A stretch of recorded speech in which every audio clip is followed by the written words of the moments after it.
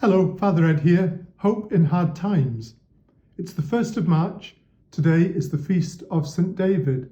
So if you're called David, or if you're from Wales, or if you like daffodils, or leeks for that matter, a very happy feast day to you.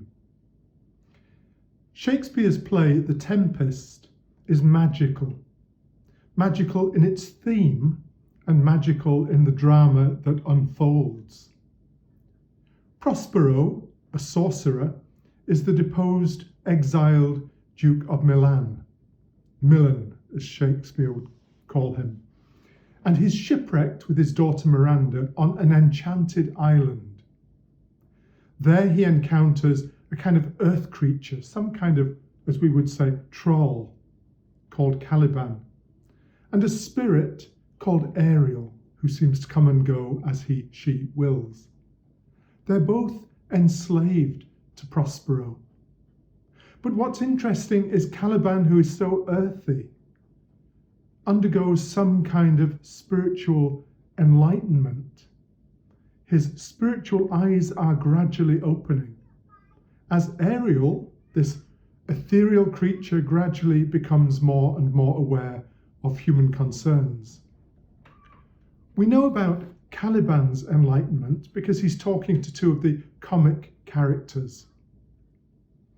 He says, "Be not afeard, the isle is full of noises, sounds and sweet airs that give delight and hurt not. Sometimes 1,000 twangling instruments will hum about mine ears, and sometimes voices, that if I then had waked after long sleep, will make me sleep again. And then in dreaming, the clouds methought would open and show riches ready to drop upon me, that when I waked, I cried to dream again." This idea that on this enchanted isle, there were all these sounds and visions in the air, were truly magical, especially to the Elizabethan audience of this play. To us, however, it's our everyday reality. When I was a boy of maybe 6 or 7, I received the best present ever. And it was magical to me. This isn't the original. It's a copy I bought on eBay, but it means so much to me. It was called the Rocket Radio, a crystal set radio. The marvel is that there's no battery inside or no electric lead. You simply attach it to some metal structure, and then you put the earphone in, and then you tune it like this. Ooh.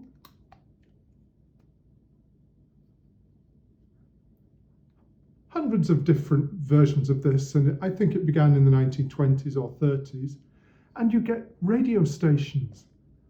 And for me, this was so tremendous. This was so amazing. It opened my ears to the world of sound that's invisible all around us. And now, as you're sitting watching this, all around you, in the air, in the ether, is Wikipedia, YouTube, satellite TV, thousands of radio stations. And all we need is to tune in on them. All we need is our Wi-Fi connection, or our radio, or our satellite dish, or our cable. And all this world that Caliban describes so remarkably is part of the normal fabric of our life. So here we are, probably sitting in our room. We might be part of a household or not, in college or elsewhere. But all this world is happening around us, even though we might be feeling very much alone. We tune in to what entertains, to what helps, sometimes to what's not so good, that makes us down rather than more alive. So this Hope in Hard Times is about tuning in to what's good all around, to what's going to help us through, to what's going to give us encouragement and hope, to link us with people who can be a creative force in our life and help us to get through to better times that lie ahead. How do we do this? Well, as I've said, we do it by tuning in to, if you like, the internet, the satellite, and the radio stations, but being calm, being quiet, and seeking in some way to tune into goodness, to tune into strength, to tune into peace, to tune into encouragement, to tune into our good memories. And in doing so, we're building ourselves up, not in a false way, like pretending something is perfect when it's not, but remembering that there's so much goodness that we can avail of. One day, again, we'll be able to do all this face to face, but in the meantime, we rely on the electronic signals all around us and on the Zoom and Skype and FaceTime calls that we make to those we love. Thank you for being here today. I'm introducing at weekends a weekend Hope in Hard Times that's going to be more specifically Christian themed. We're very aware that the very mixed community of our college means that these talks, to reach as many people as possible, to be relevant to as many people as possible, are not primarily specifically faith focused.